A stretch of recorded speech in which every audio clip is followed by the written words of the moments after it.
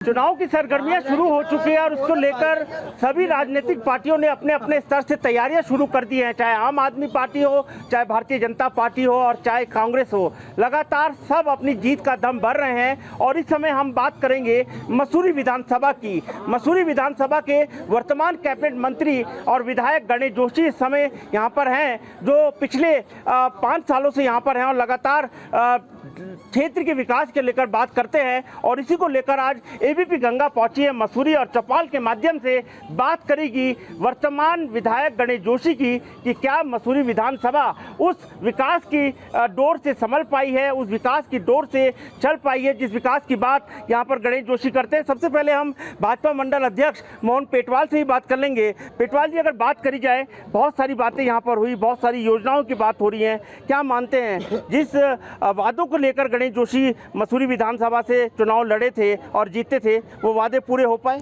देखिए, सबसे पहले तो मैं ये बताना चाहता हूँ कि मसूरी विधानसभा, भले मसूरी उसमें नाम है लेकिन विधानसभा बहुत बड़ी है और मुझे लगता है कि खाली 20% के करीब जो है यहाँ पर हैं, बाकी 80% जो है अन्य जगहों के यहाँ पर उस विधानसभा में आते हैं। तो यदि हम विधानसभा की विकास की बात करें तो खाली मसूरी की बात नहीं है उसमें हमारा बुरासखंडा से लेकर सहजदारा से लेकर जाखन से और इधर जो है प्रेमनगर तक ये विधानसभा है।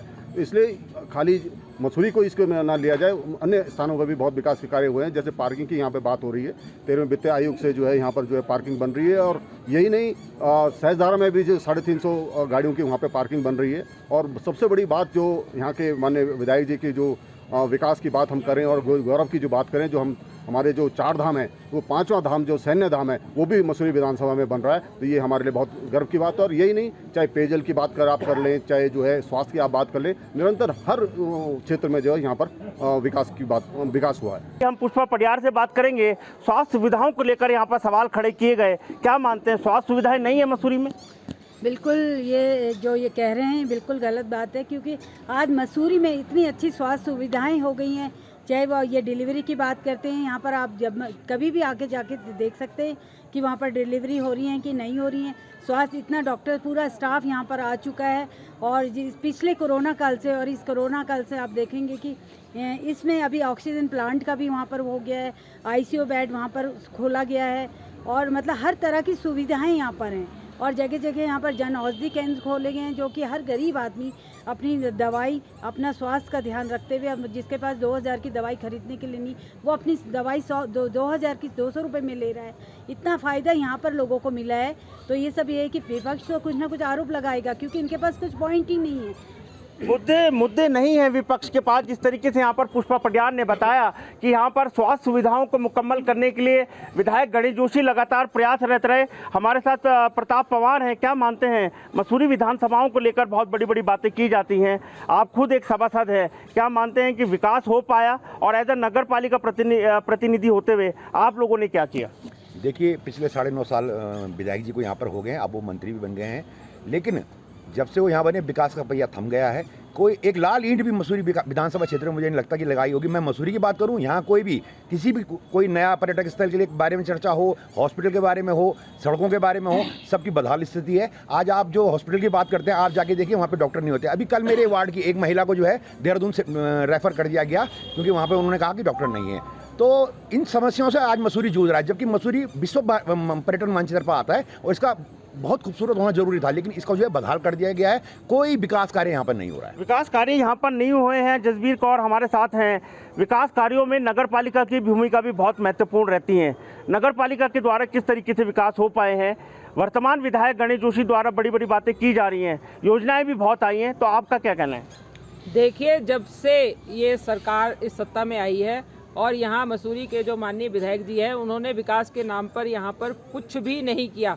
क्योंकि जो लोगों की मूलभूत सुविधाएं होती हैं, रोजगार, महिलाओं के लिए स्वास्थ्य या जो भी शिक्षा की समस्याएं हैं, कोई ऐसी समस्या है जो है कि कोई समस्या दूर नहीं हुई।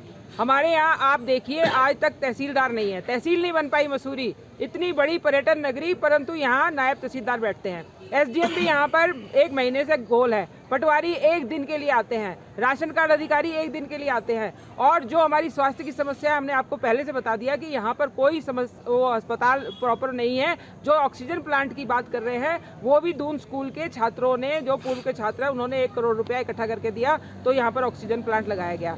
और जो ये कह रहे हैं कि हमने कोरोना के टाइम में बहुत लोगों की हेल्प करी, वो भी ये मंगला माता जी से राशन लाए, इन्होंने वो बांटा, परंतु इन्होंने अपने स्तर से कोई भी यहाँ पर मदद नहीं की। और ना ही यहाँ पर मैं पूछना चाहती हूँ भाजपा के जितने हमारे प्रतिनिधि यहाँ बैठे हैं कि आप बताइए कि हमारे विधायक जी ने यहाँ पर विकास के नाम पे कौन सी ऐसी योजना लाई है जिसको हम कह सकें कि उन्होंने यहाँ के लिए कोई विकास किया।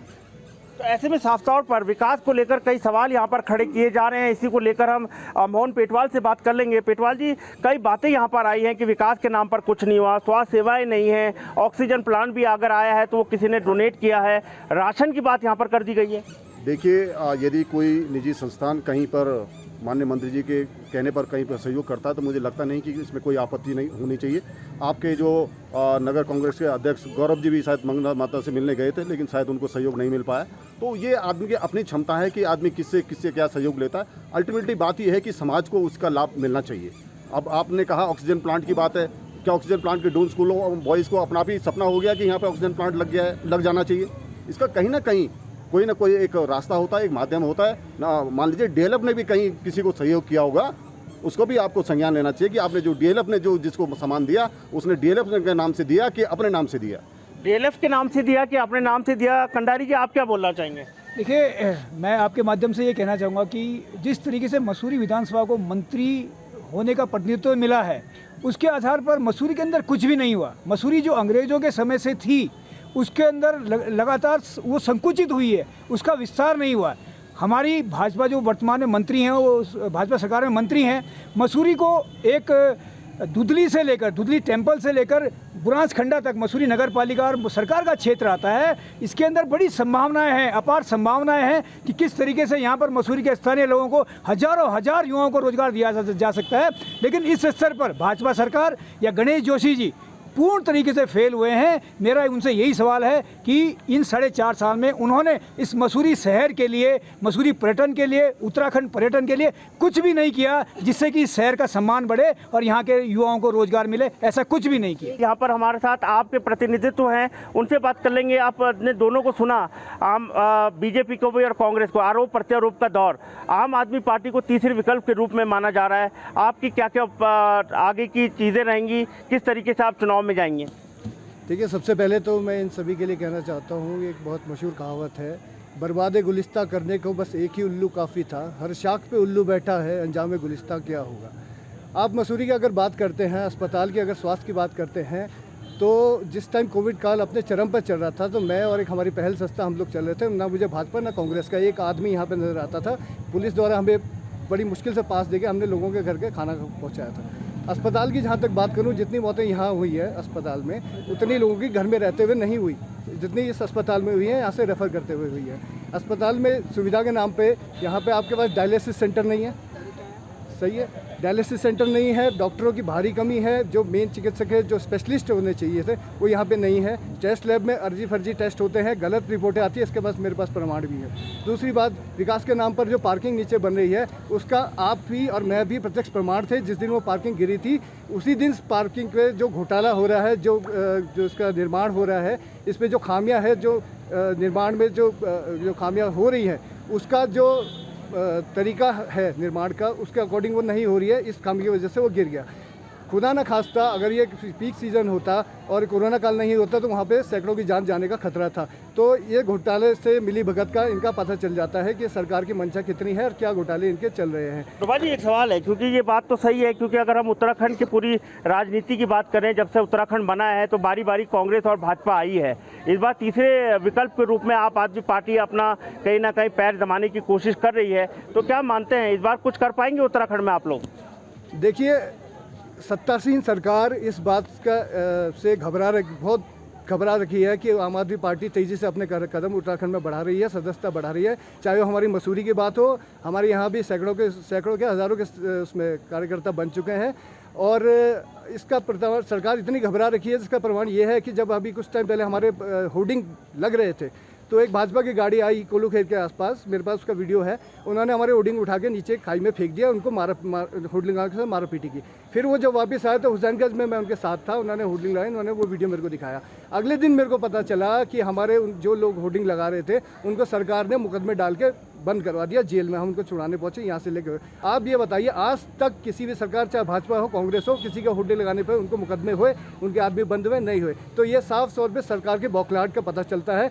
आज उनका चाहे सोशल मीडिया हो, चाहे किसी और उस माध्यम से, आज उनका निशाना कांग्रेस गांधी परिवार पे नहीं, आज वो सिर्फ केजरीवाल को यहाँ पे देखते हैं, क्योंकि केजरीवाल से सबसे ज़्यादा घबरा रखी है सरकार। लास्ट में इस चौपाल को समापन करते हुए पेटवाल जी, बहुत सारी बातें यहाँ पर देखने को मिली। मुख्यमंत्री का चेहरा आप लोगों की तरफ से प्रमोट कर दिया गया है, 2022 किस तरीके से फतेह करेंगे?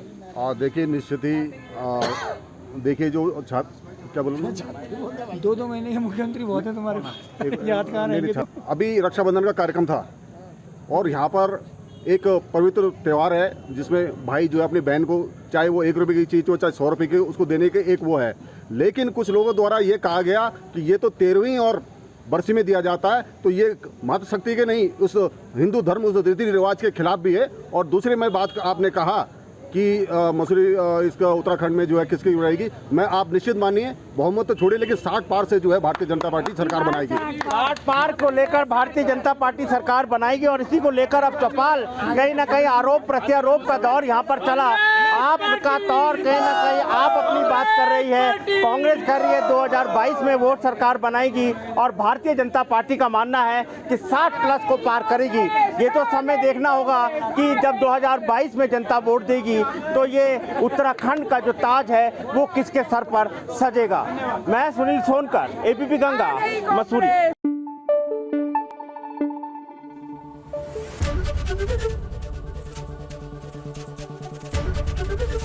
एबीपी गंगा, खबर आपकी, जुबान आपकी।